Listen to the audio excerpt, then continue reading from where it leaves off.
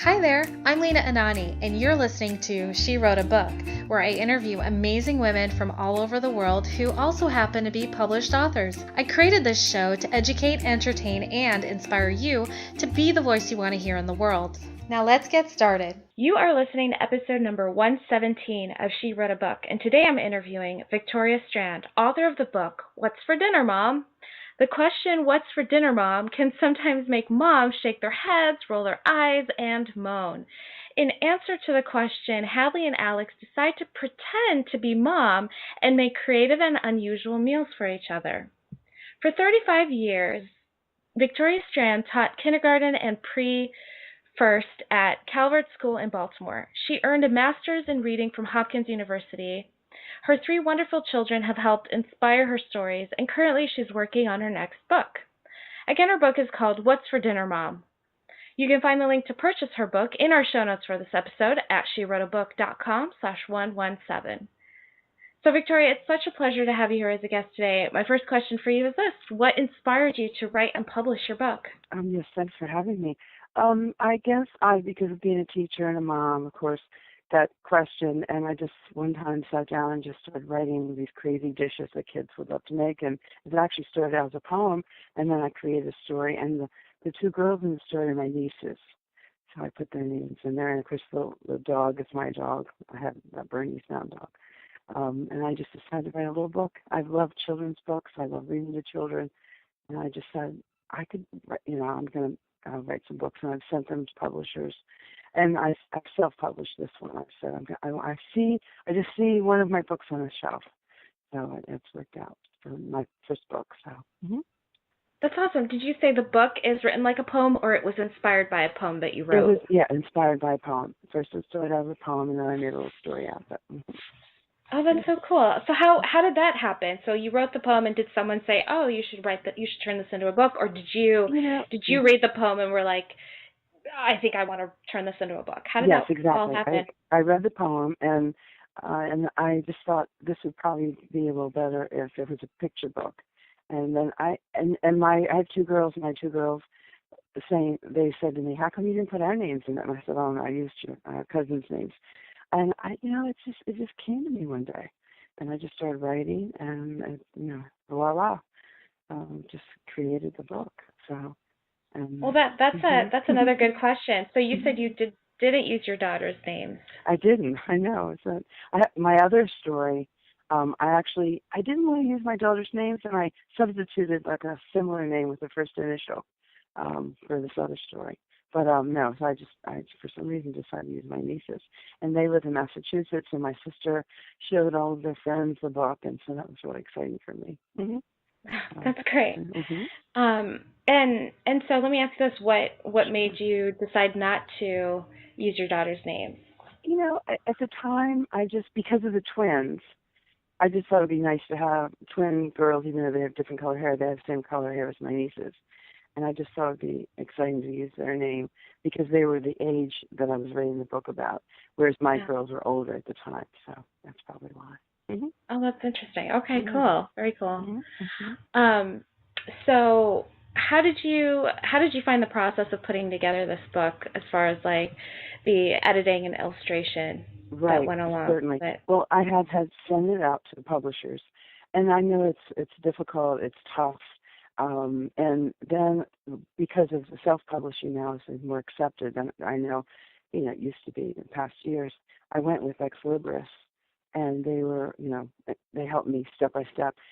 For my first book, I wanted someone to help me with the step by step, and it was the other way. It seemed overwhelming to do it by myself. Obviously a publisher would be great, but anyway, so I just went with them, and what was so exciting was they did the illustrations. I could do stick figures, but not the illustrations for the story. And when the book came back, the format of the book came, the first draft. When I first saw those illustrations, they were exactly what I pictured in my brain. I just started crying. It was so exciting to actually see it in a book form because I had written it and this kind of thing. So it was a really exciting process. And the people were great, and I really appreciated their help. And yeah. So That's so lovely. I love that. I love that hmm the images came back exactly how you Oh envisioned my it. I gosh, mean yeah, I just that cried. almost never happens. Oh, right, right, that's true, You know, that's at true. first, on the first try. So that's pretty impressive. Oh yeah, it Um, really was. Yeah, and actually, so yes, go ahead. I'm sorry. Yeah. no, you go ahead. And no, I just said my fiance or husband was there, and I just burst into tears. He was just so excited for me to see it actually in print. Oh, that's I've been writing. I've been thinking about it for like probably 20 years. So just to have one in print is pretty amazing. So yeah, it's like very an cool. And so accomplishment. going back to the illustration process, Mhm. Mhm. um, you know, when you were working with the publisher, did they give you like samples of different illustrators that you could work with, or They did they just did. say, They "Oh, they did. did. Mhm. Okay." Yeah, they did. They gave me different samples, and I was really pleased. I mean, they had me describe every page, and someone obviously had to do it, or like girl said, maybe it's computerized. I said somebody had to run a computer, but it was just remarkable how well they followed what I said, and yeah, so I was really tickled. So yeah. How long did it take you to choose an illustrator from all the choices? Actually, yeah, they just sent me some samples and I just clicked on. So the process started. I started the process last fall, and I guess with all the time back and forth. So the final book was in March. Was when I finally got the book. That it was. They said that it's on Amazon. So that was pretty amazing. I got a phone call and said your book's on Amazon, or I got an email, I guess. And so I Yeah. pulled up Amazon and there it was. So I was And so it took excited. about 6 months. Yes. Yeah. Yes. Yeah. Yeah. And they Great. were very easy to work with, and it was pretty amazing. So yeah, Awesome. exciting. Well, tell me a little bit more about the characters in your book, Alex and Hadley. Like, how did you flesh out their personalities for this? How did you decide that they were going to be twins, but with different hair colors, so on and Well, so I guess forth? based on my aunt and my actual nieces, Hadley has darker hair and Alex has the blonder hair, curly. And the thing, Hadley has straight brown hair, and Alex has the short curly blonde hair, and they followed that exactly in the story.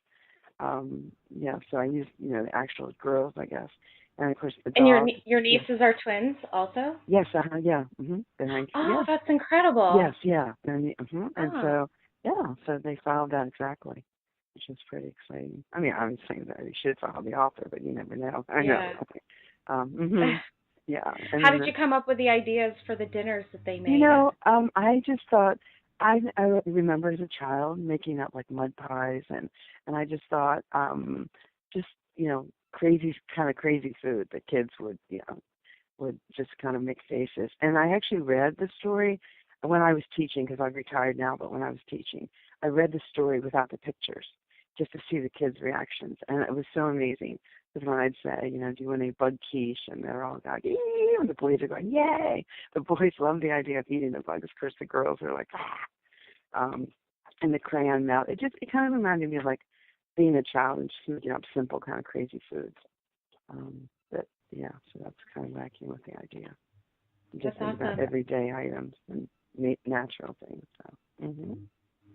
So so that's a good point you bring up that you tested the book out on Mhm. your target audience. Yes, I How did. has it been received? How's your book been received since it's been Oh, published? really well. Like a lot of my colleagues at the school where I used to teach. In fact, I'm going to be going into a reading this fall. And my daughter is a teacher, and she wants to have me come and read the story to her children. And there's a teacher actually at my school who teaches 10-year-olds, and she purchased a copy, and she told me that it was the most favorite book in the school in her classroom. And a lot of those girls who were 10, actually, I taught when they were younger. So it's great because they know me as a teacher. So that they were Oh, excited to see that I actually had a book. So that for me is very rewarding, of course. And of course, all my sisters bought a copy, and all of my friends have bought copies, and they've had me, sign my name. So it's really exciting. that is Yeah, exciting it stuff. is. I love it. Awesome. So, It's like a so thrill. Victoria, Yes. what do you love most about being an author? What do I like about it? It makes me feel like I've accomplished, another little, great, another, I guess, accomplishment. Oh, and I'm so rambling.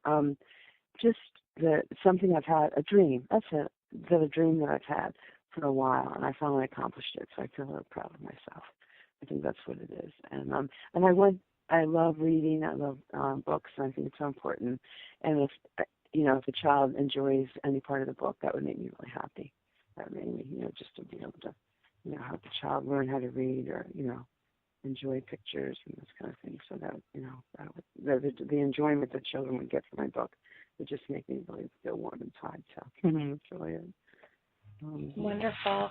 Well, Victoria, thank you so much for being our special guest today. Sure. We will have a link to your book in the show notes for this episode, and our listeners can find that at SheWroteABook.com/117 to learn more about our author and her awesome book. So, Victoria, thanks again. It's been a pleasure. And thank you so much for this opportunity. I appreciate it. Thank you for listening to She Wrote a Book. If you enjoyed this episode, then subscribe now so you can automatically get access to all new episodes, and feel free to share your inspired thoughts with us in the comments too. I'd love to hear from you. Until then, may you always feel good and make magic.